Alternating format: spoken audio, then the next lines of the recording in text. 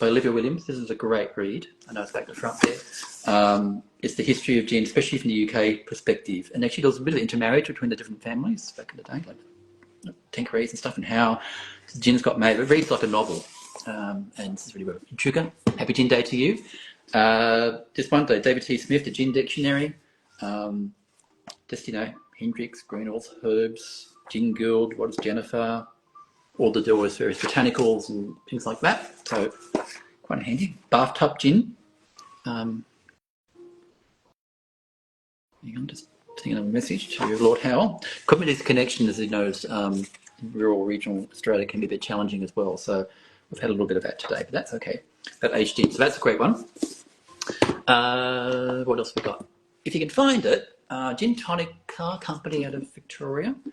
So the Australian gin, the thing about the gin scene, it moves so much. Here we go. I think this is it.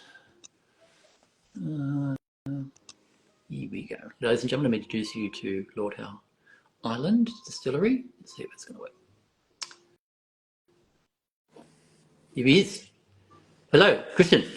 G'day. Good to see you. How are you? Good to meet you, and thank you for coming on board today. Thank you very much, and what a great day it is. It's Christmas, man, I tell you. All good, all good, all good. I was just talking about some of the gin books we've got, and we've been having some fine chats with some very fine distillers so far. Yeah. So it's been absolutely fascinating. I saw the line-up, and it looked very good.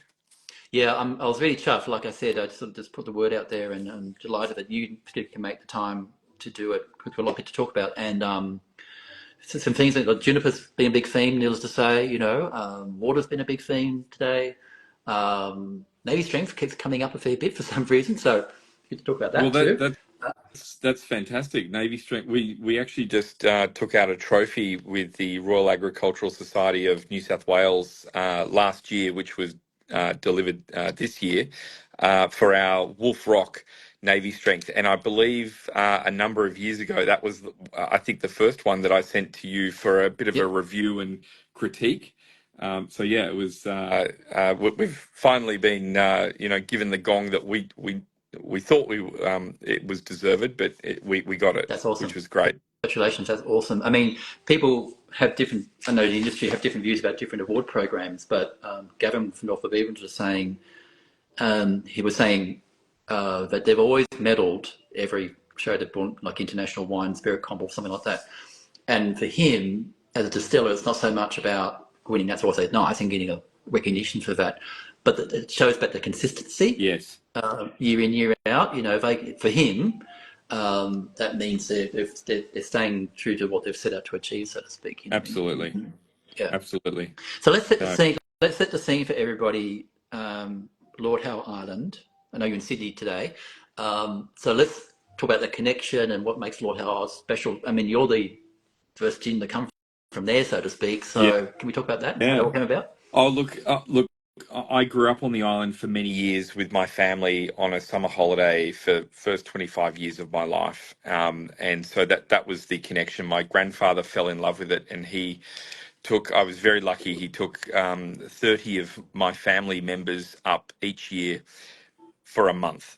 And it was an amazing existence, learning to ride a bike, learning to, surf a board, go hiking with your grandmother and your aunts and uncles and that sort of thing. So an amazing opportunity. And so it was actually, and when they passed away, obviously no one's taking you to Lord Howe anymore. And it was actually my wife and when my family get together, it's very much, Mount Gower this and Blinky Beach that and that sort of thing. And she cracked it one year before her 40th and said, I am sick to death of hearing about Cobby's Corner and Ned's Beach, and I want to go to Lord Howe. And so I said, righto, no kids, let's go. And we got there, and within about an hour, she punches me in the arm and said, I can't believe you've been keeping this a secret.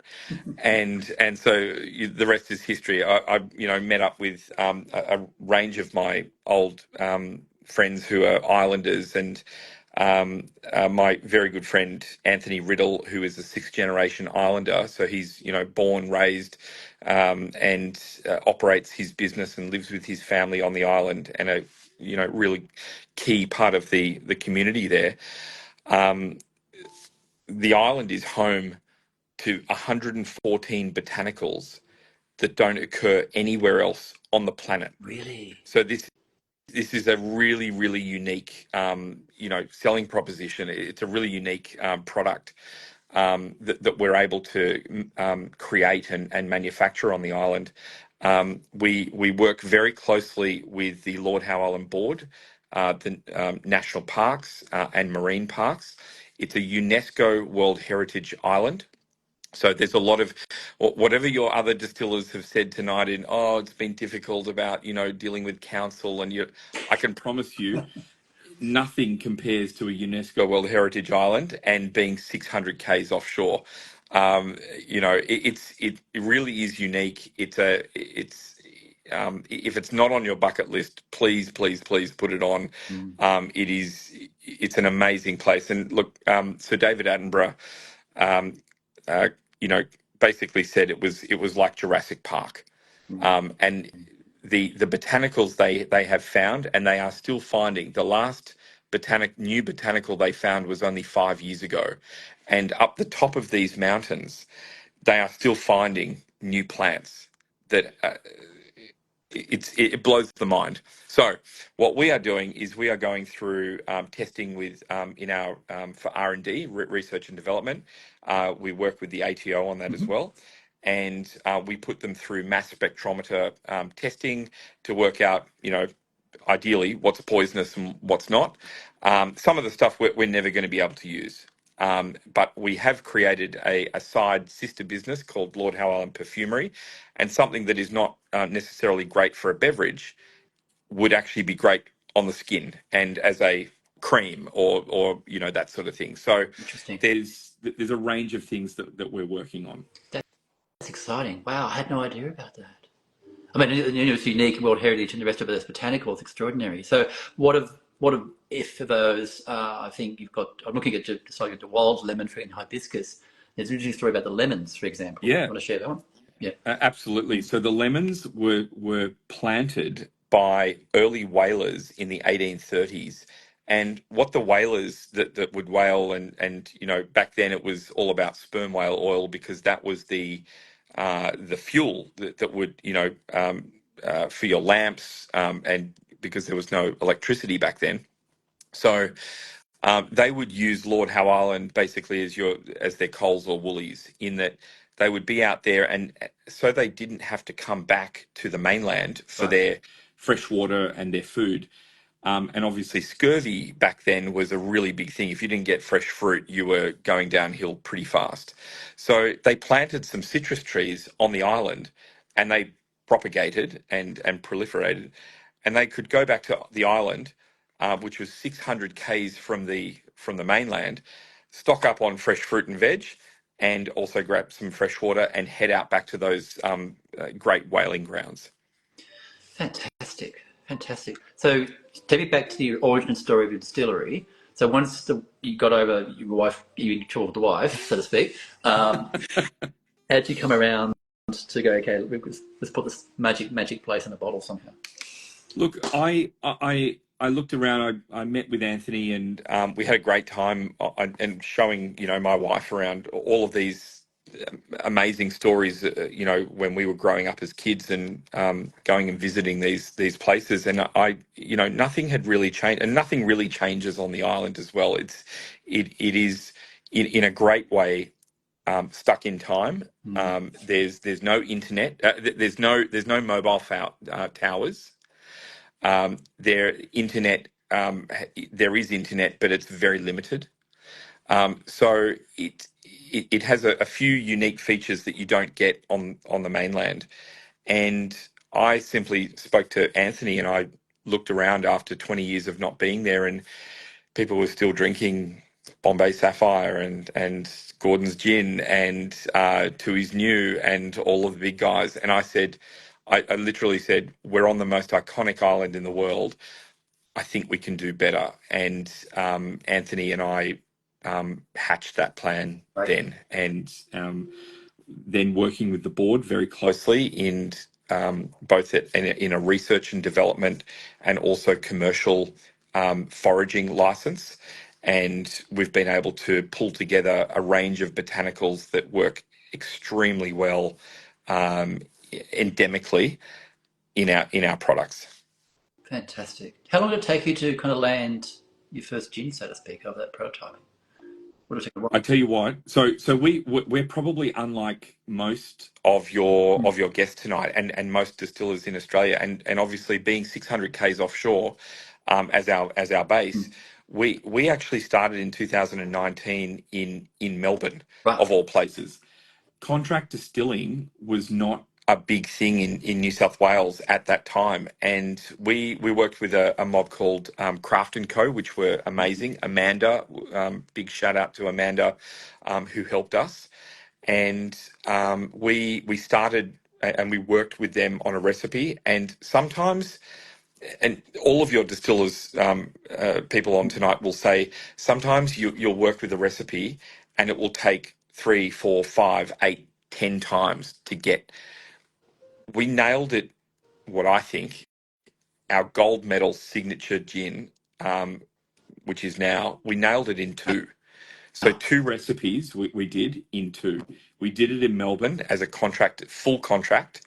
We then, during COVID, brought it to Sydney as a contract, and then we got our manufacturing license. And I'm actually talking to you today from Otter Craft Distilling, and Edward Otter, OCD is his brand, has been an amazing friend and support to us in that we actually distill under our own license with our own still in his Great. distillery.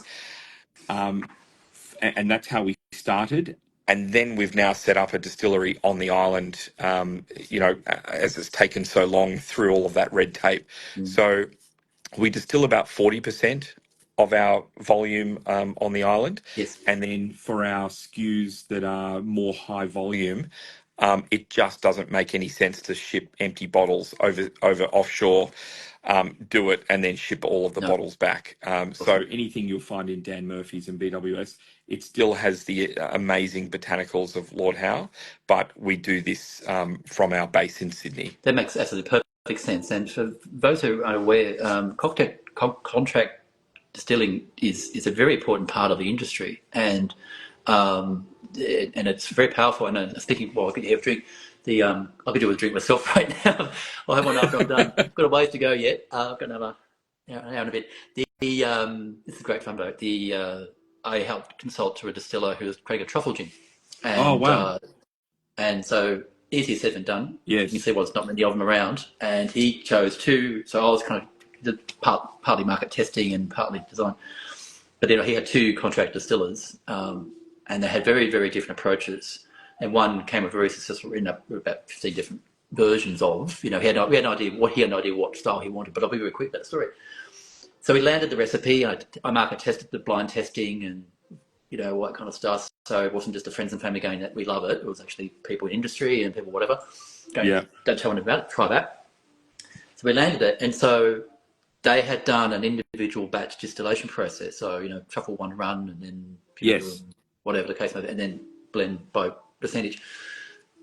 When they went to scale, he caught up in a panic, going, "It tastes terrible." Like they kept the same ratio, but when they went to scale, It just didn't work. it just didn't work. Wow. And so they had to go back to at volume, individual distillation process, and blend from that. So it's great. She had a very accomplished result, but there's a lot of effort and craft and skill goes into making. Absolutely, and that does. I mean, we keep we don't. When you talk to scale, we're talking sort of 350 liters as opposed to a 2 liter pot still sort of thing, where you would do your base recipe, you then scale it to maybe 5 liters and that sort of thing. But sometimes it can change quite drastically, which is interesting. But truffle, I've never used a truffle, but that is. That sends alarm bells to me. That can be quite difficult. Yeah, it wasn't easy. The result's great. That's in well-known shops now, so it ended very well. I want to ask you about water, though. So given the water on Lord Howe Harbour must be equally special. Yeah, it's a secret sauce. Yeah, look, we think it is. We're actually sending our first bottles into competition from the island right in the next 2 weeks. So we'll see what we see. Look, there's no running water on the island. There's really no gutters. There's no town water, so to speak. All the water you've got comes off your roof and into your Yep. tank, and that is on each single premises on the island. So there's 380 residents on the island at any one time, give or take, and then there's 400 beds for tourists at any one time. So the maximum you've got is about 800 people, but every single dwelling has its own water tank on the side. So yes, the water comes off. We send it through the usual filtration. The three stage filtration. Send it through a UV just to make sure there's no nasties in there. But that's it. Yep. That is it's straight from the sky. And when your car gets rained on, in Canberra or Sydney, you can get some dust from from the far west or that sort of thing. That there's none of that 600 k's out to sea, right? So obviously we've got that on the island. We use RO, reverse osmosis, here in Sydney. So it does take out all the bits and pieces, but we do love our water on the island. Yeah, I can imagine. I've got friends who've been there. That lovely, really nice hotel. Your name escapes me. They've been there. Capella? Yes, yeah, Yeah. yeah, yeah. I Right really under the mountains, you literally you have a gin and tonic, and you've just got the mountains there in front of you. yeah. I owe my Beautiful. wife. I owe my wife a holiday, so I think we'll go there next. Well, if you do need to go, and anyone on your podcast tonight, please get in contact with us directly. We would love to send you in the right direction on the island. Places to stay, things to do, and obviously, get a distillery tour in on the way as well. That'd be amazing. That'd be amazing. Thanks for the offer to everybody listening. So again, what you want L. So it's Lord. Try that again. Lord Howe Island Distilling. So your website's lhidistillingco.com.au, and obviously tune in right after this to Christian here on his Instagram and stay in touch. Now, before I let you go, so looking at your site, you've got the Wild Lemon Hibiscus we touched on, the Mountain Rose Gin, the fantastic Rock, try that again, my voice is going, Wolf Rock Navy Strength, try that 3 times. Your Bower Age, which I really enjoyed as well, which is fantastic. And the Wild Lemon, and we talked about the lemons. Anything else in the pipeline? Got planned? Yeah, absolutely. So we haven't. I mean, we did a little bit of social about this a few years ago, but we've been very quiet since, just testing. But we have our first whiskey down, and we're at 3.5 years aged now. We're going to pull it out at 4. Of course, with this sort of thing, you need to taste all the way along, and it is tasting absolutely incredible. And So, did it age on the island? I have to ask. Is it absolutely, wow. It aged on the island. Yeah. And my whiskey. Look, I'm not a whiskey aficionado. I'm a rum guy myself, and we are working on a rum as well, but it's not as progressed as the whiskey. But we're hoping, cross fingers, January next year, we will be launching our first whiskey, and with this one, my whiskey aficionado friends tell me that obviously you've got the beautiful, salty air and warm, breezes wafting over. But I didn't realize how much barometric pressure actually makes a difference with liquid in barrels. And because we're sitting out in the ocean, and you would remember because of the floods and everything on the mainland, we get cyclones big time out that far out. And what happens is when you get lows and highs, the liquid presses into the barrel and then gets sucked out of the barrel. And so what that means is more flavor, more flavor, more flavor, and more mellow. Right. And so I'm really super interested. So in that time, we've had 3 cyclones. We've had a couple of depressions that have come down, but we've had 3 cyclones, some pretty big ones actually. So this will mean more flavor. So I'm super you know, looking forward to putting this in the market. I mean, I know it tastes amazing, but putting this in the market and actually seeing what the market wants. Oh, thank you. This is, I'm here at OCD, and they've given me a little charcuterie and cheese board. Rub it in, my tummy's rumbling. I'll come one final thing, just then one last question, Ben, I'll let you be. The enjoy of that lovely food, the manja manja, the I guess by virtue of saying at the very top of the conversation about just why gin is exciting as a whole, because with a few basic parameters, the sky's the limit at what you can express, right? And you've got that lovely virtue of just having such a unique premise of what you do. And so surely just whatever you present, you know, quality is terrific, goes without saying, people are going to be open to it. You know what I mean? So interesting. I know we're talking about gin, but whiskey for a minute.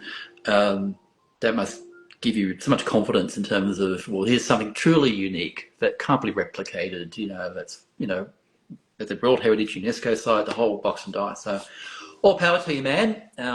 Thank you again for making time for us having a chat.